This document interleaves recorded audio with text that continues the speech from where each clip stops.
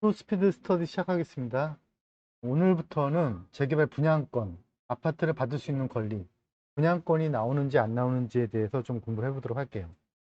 사실은 이게 분양권이라고 표현하면 안 되고 조합원들의 분양받을 권리, 그 분양 대상이냐 아니냐를 따져야 되는데 그걸 따지기 위해서는 앞부분에서 여러 가지를 봤죠. 그 중에서 우리가 지난 시간에 권리 산정 기준일 1번 부분에 대해서 보고 있었어요. 물건 생성을 인정할 거냐 말 거냐를 놓고 권리를 인정하냐 마냐, 권리 산정 기준일이 어떤 개념이고 어떤 논리 구조를 가지고 있는지 봤고요. 이제 오늘부터는 그렇게 물건이 완성이 됐다면 그 물건에 아파트를 부여할 건지 말 건지를 보는 분양 대상 기준. 일반인들은 보통 분양권이 나오냐 안 나오냐 뭐 이렇게 얘기 많이 하시죠. 그래서 두 번째 카테고리로 인정된 물건의 아파트 배정 여부를 볼 건데요. 이걸 알기 위해서는 기본적으로 원리를 몇 가지 알아야 되는데요. 가장 큰 개념이 분양 대상 이전에 반드시 알아야 될 가장 큰 기본 개념은 토지 등 소유자에 대한 개념이에요. 토지 등 소유자가 어떤 사람이 토지 등 소유자냐 이걸 알아야 돼요. 그래서 이게 재개발일 때랑 재건축일 때랑 다른데 재개발 때는 토지 등 소유자고요. 이건 오화예요, 오화. 토지 미 소유자는 엔드거든요. 이거 어떻게 하냐면 재개발은 간단해요.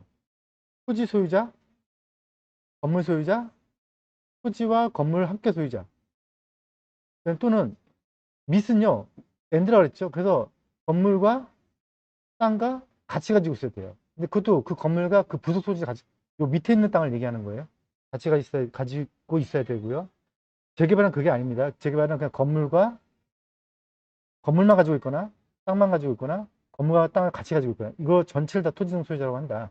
그럼 이게 무슨 얘기냐? 재건축 같은 경우는 토지만 가지고 있거나 건물만 가지고 있으면은 토지 등 소유자의 개념이 안 되기 때문에 분양 대상도 빠져버리는 거예요. 그거를 우선 기본적인 개념을 알고 계셔야 되고요. 두 번째 아셔야 될 게 이거는 권리 산정 기준일 때 같이 공부했던 내용들인데요. 또 뭘 알아야 되냐? 건축물 대장을 볼 것이냐, 등기부 등본을 볼 것이냐. 건축물 대장을 본다면 허가 신청 날짜를 볼 것이냐, 사용 승인 날짜를 볼 것이냐. 등기부 등본을 본다면 등기부 등본의 원인을 뭐 상속 개시일이라든가 아니면 그 상속 개시에 따른 등기 접수일. 그래서 어떤 날짜를 기준으로 따질 것이냐. 이런 것도 종합적으로 검토를 해야 되는데 물건마다 조금씩 다르다는 거죠. 그래서 지난 시간에 말씀 잠깐 드렸었는데 서울 다르고 부산 다르고 인천 다르다고 했죠. 그다음에 경기도 다르고 또 같은 서울이라고 하더라도 재개발 다르고 재건축 다르고 그런다고 그랬어요. 이런 걸 볼 때 저는 서울 기준으로 말씀을 드릴 건데 서울 기준으로 말씀을 드릴 때 가장 큰 틀에서는 요 세 가지 개념이에요.